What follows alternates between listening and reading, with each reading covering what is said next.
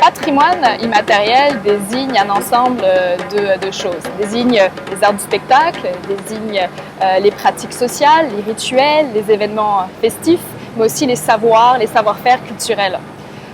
Trois choses peuvent se dégager de la notion de patrimoine immatériel, selon la Convention de 2003 sur le patrimoine immatériel, et que le patrimoine immatériel, tout d'abord, est le patrimoine des peuples, donc le patrimoine des communautés locales, autochtones et des groupes. Le patrimoine immatériel aussi est un patrimoine vivant, donc qui évolue et qui va s'adapter aux changements sociaux, économiques, culturels. Et le patrimoine immatériel est non seulement des pratiques héritées du passé, mais peuvent aussi désigner des savoirs contemporains à partir du moment où elles sont propres à des groupes culturels. Donc préserver en fait le patrimoine immatériel, préserver la culture des communautés, qu'elles soient locales ou autochtones, est fondamental en ce sens que à travers une expression culturelle se retrouve l'identité culturelle, l'identité sociale de toute une communauté. Storytelling connects us to our past.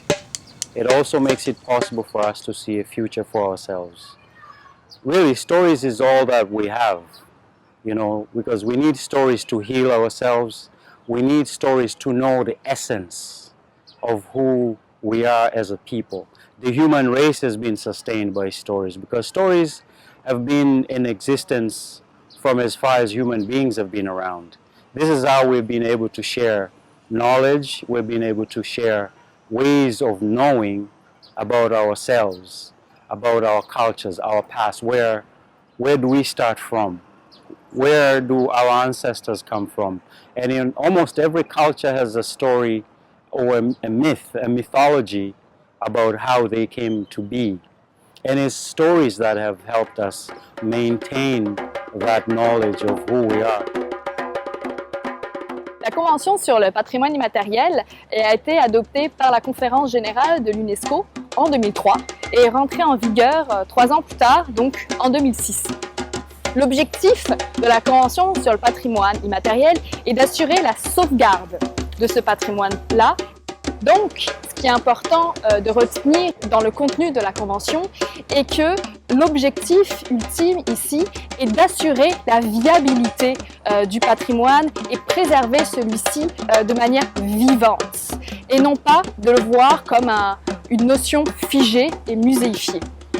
Les communautés sont au centre de ce texte, si bien que sans la vie de celle-ci, un État ne pourra inscrire un élément sur le patrimoine immatériel, sur une des listes du patrimoine immatériel, par exemple. I like to tell the story of amongst the Quiche Mayans in Guatemala. They tell the story of how they came into being. This is part of their mythology. So they talk about the twin gods of Tepeu and Gokumatsi.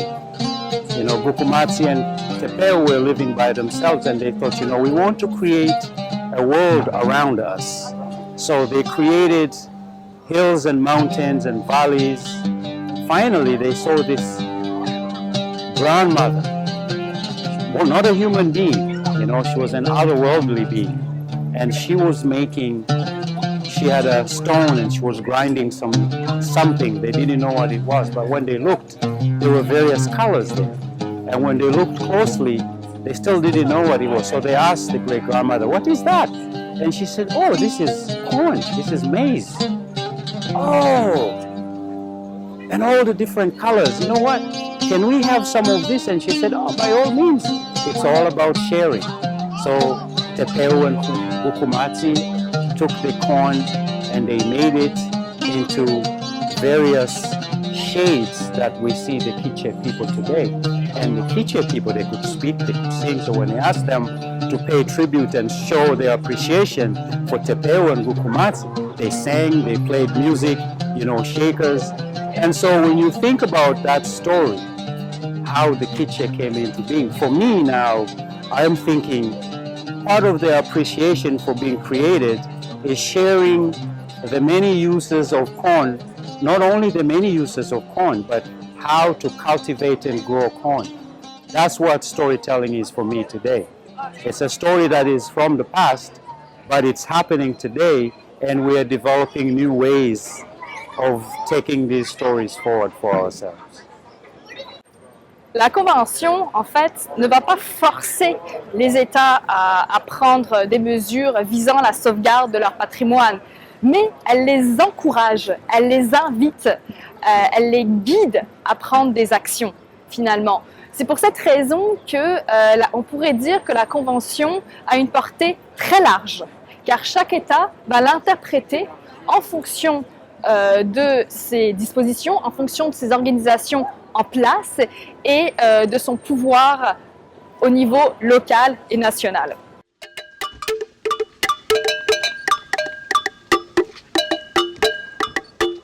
Being a storyteller today means having the flexibility to tell stories about the present, but also to be able to move to the past. Because when I tell stories, my idea is to share with people the fact that there are those that came before us. If it wasn't for them, we would not be here. So whatever good they did, we benefit from it. Whatever bad they did, it affects us as well. But we are our stories, you know, and so by knowing our stories from the past, for better or for worse, I think it makes us better people because we know what works, what doesn't work, and that way we are able to construct a better future for ourselves.